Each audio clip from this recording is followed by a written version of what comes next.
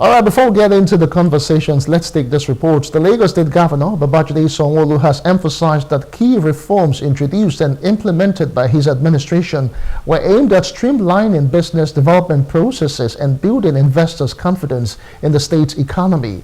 The governor stated this while rolling out new investment focus on areas of opportunities before potential investors at the third edition of the Africa Social Impact Summit ASIS 3.0. Details now.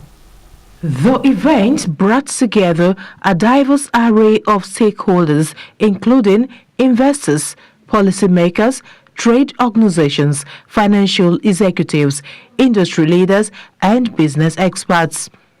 Governor Babajide Sanwo-Olu told the forum that the state is projecting a positive economic outlook driven by its growing population and the development of sustainable infrastructure to spur growth.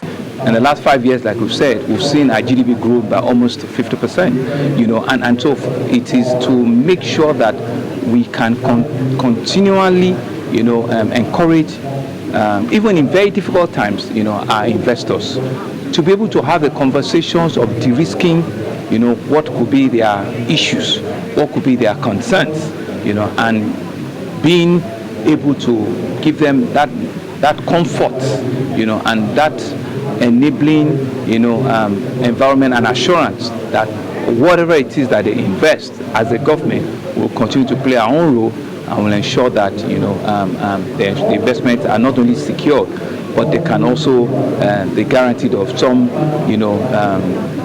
minimum return that would encourage and ensure that they stay around us. The managing director of Sterling Bank, Abubakar Suleiman, said the summit meeting aimed to boost investor confidence in local markets and foster a business climate of greater trust. The most critical thing for investing is that you have to be able to forecast what the future would look like. The moment you are no longer able to determine what the immediate future will look like, let alone the distant future, you are not going to invest. And that comes from one, policies, right? You've got to have policy environment where there's predictability, there's clarity. And I think Lagos has done a pretty decent job of providing this policy environment. The other thing that then comes with that is, even if there's policy, will it be consistently applied? Would it be applied to every investor in the same way? Again, very important that you can estimate that the policy affects everyone in the same way. But ultimately, it comes down to there has to be a level of respect between government and the investor community.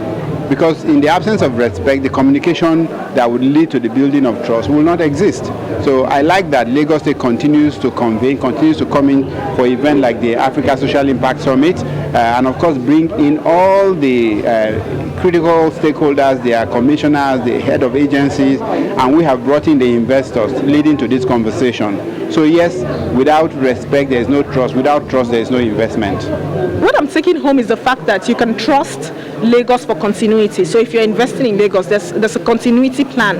So in a lot of climes you invest, and much later when the particular government is over and done, policy somersault, there's no continuity. But if you're investing in Lagos, you're convinced that the continuity plan is already in place to ensure that even after this government is over and done, the policies that are in place can support your businesses and allow your businesses thrive. That's my take home from today.